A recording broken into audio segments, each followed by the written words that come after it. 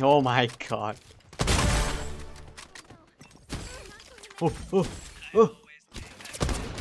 A year ago, I remember seeing the first showcase of a new third person game, where characters would be able to switch between 3D to 2D with the press of a button.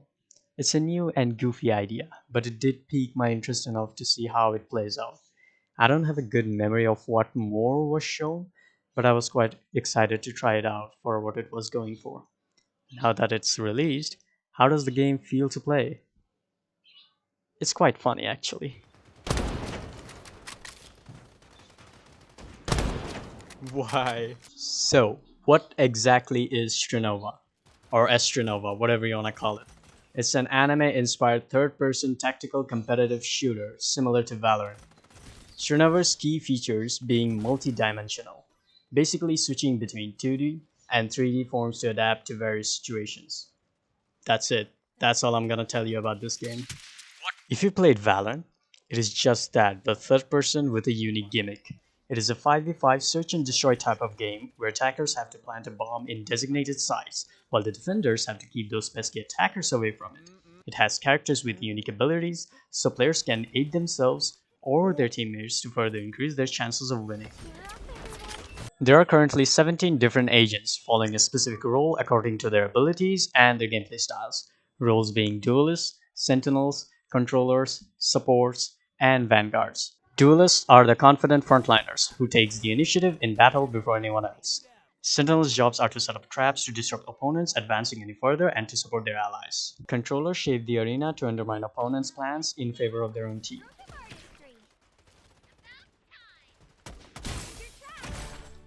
Supports are there to minimize casualties and enhance the capabilities of their allies. And Vanguard's jobs is to reveal opponents and disrupt their plans, I guess. The warm-up phase is about to end. What the fuck? What? Great work. Resume operations. Also, on their official Strinova website, the role Vanguard is titled Initiator. So I don't know, they just changed the name of it in game. There are different game modes like Team Arena, Team Deathmatch, Escort, which is copied from Overwatch, I guess. I never played it. And Demolition, which is the main game mode in Ranked. This game copies a lot of things from Valorant, but few things are different here. Like, you can't buy weapons.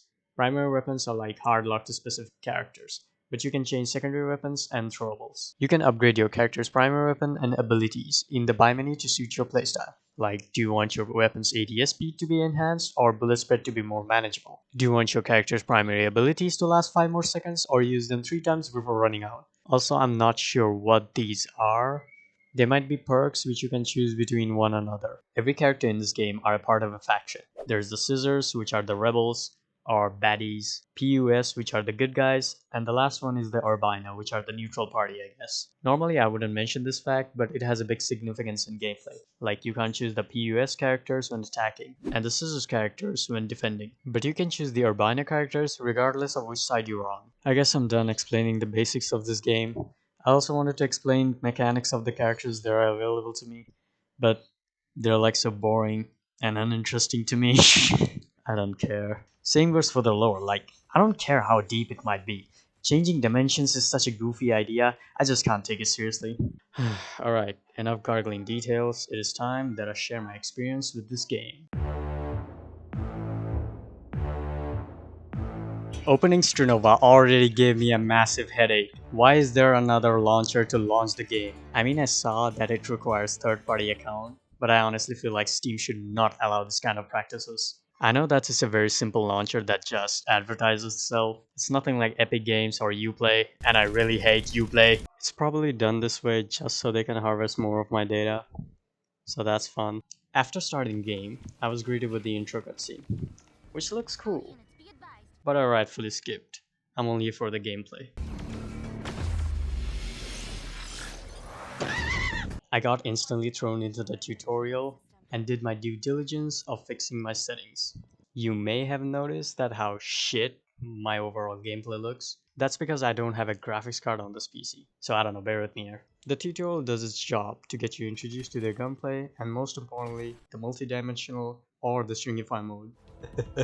Finishing the tutorial and giving myself a username, This woman forcefully throws me into a training mission without introducing herself. That was rude. After all that nonsense, she reveals herself to be Celestia. Cool. Whatever. I'll come back to this character later. But first, we gotta find some matches to unlock ranked.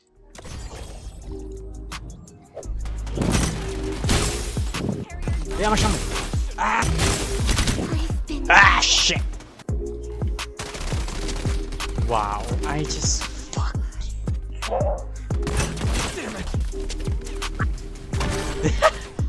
Holy shit! Ah! Ah! What the fuck?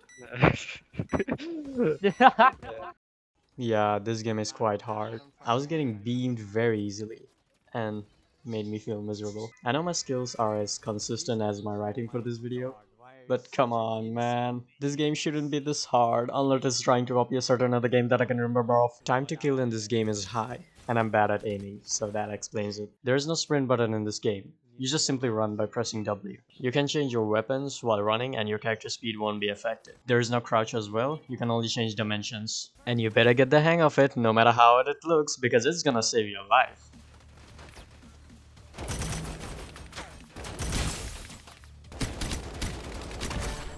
Some of the maps I've played are blatantly copied from CS2 and Valorant. In Area 88, there are a lot of parts that stick out like a boner in public. It's just Dust 2, but made in Valorant or something. They even copied this Valorant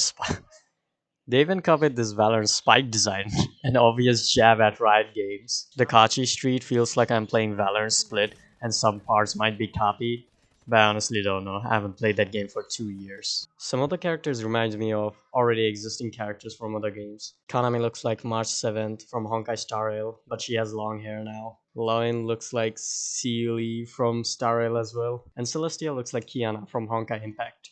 It feels like if MiHoYo made another game that's a competitive shooter, takes place in the Honkai universe. Obviously I'm nitpicking, and they just look like that to me. By the way, there's currently like 3 male characters in this game, which is kinda sad. The only character I like in this game is Kokona. She looks kinda cool, probably because of her attire. I mean, she's so drippy, bruh. Let's talk about the lobby. Does it look familiar? Yes, it does. I felt quite nostalgic, honestly. Valorant's old lobby used to look nice, simple, and clean, until they changed it to look something generic, like Overwatch. There are 3 different currencies. Babla Crystals, which is the premium currency to buy skins, Dream Token, which is to unlock characters and other items, and Base Stream, which you can unlock specific skins just by doing challenges, I guess. There is also a gacha store. It's only for unlocking skins for specific characters, but I wasn't expecting this mechanic for some reason. I don't even know how it works. What's up with this yellow and blue thing before you pull? Progression in this game is a chore. Earning experience to level up takes time, and you can't earn dream tokens without leveling up. It especially feels bad when I saw that weapons were locked behind characters. I saw this review at the very top on Steam. Could be true, and I'm sick of this progression system anyway. Now let's talk about her. Celestia is one of the agents in this game, and she is in your lobby. I don't know what to say about her except that she seems nice. Well, mostly. She greets you when you enter the lobby and talks to you, giving info about herself and the lore surrounding this game, I guess. You can even give her gifts to increase your relationship with her, unlocking more story and cosmetic contents. I gave her a dark note that I had with me, totally not related to some anime, and much to no one's surprise, she likes it. I'm guessing when you hit the maximum relationship status with her, a different character will show up. I don't know, and I don't have that patience to find that out. So honestly, Celestia, 10 out of 10. I haven't noticed any bugs in this game, unless you call this one. Yeah, some of the animations are just inconsistent like this. It would have been fine if it was in first person, but since it's not, they can be glaring sometimes. I know I'm nitpicking again, but this is my video. I can do whatever the hell I want. Alright, what's there to talk about now? I said that this game is hard. I hope that's not just me who feels like it. Getting knocked down on this game feels really bad. Trying to revive or getting revived by someone is usually a death sentence. Now that I think about it, this game feels more like a game I barely give attention to. Some people compare it to Genshin Impact and Valorant, but some other people, including me, would tell you for a fact that this game copies Rogue Company. Remember Rogue Company? You probably don't. It was an alright game. Nothing groundbreaking or anything. It was an okay game, despite being a hybrid of CSGO and R6. I didn't play that game a lot because it felt really hard. I just couldn't get decent at the game. I would always die. So I just ditched the game and shoved it in the back of my mind. It's kind of funny that Strinova copied a game that's not doing really well. But the gameplay works, so might as well just copy it. I'm almost done rambling about this game and just want to end this video. There were a few other things I wanted to say, but I thought you might as well just try the game out for yourself. It's free, accept your data. This game feels very much like a mobile game, and it might release on those platforms soon. I mean, they're literally a mobile game publishing company. They're also partnered with Tencent. Do you know what that means? This game isn't that bad. You can have fun if you're at least good at it. Anyway, I'm done with this game. I'll give it a 6.5 out of 10. Cause fuck the paper, baby, muff is on the dotted line.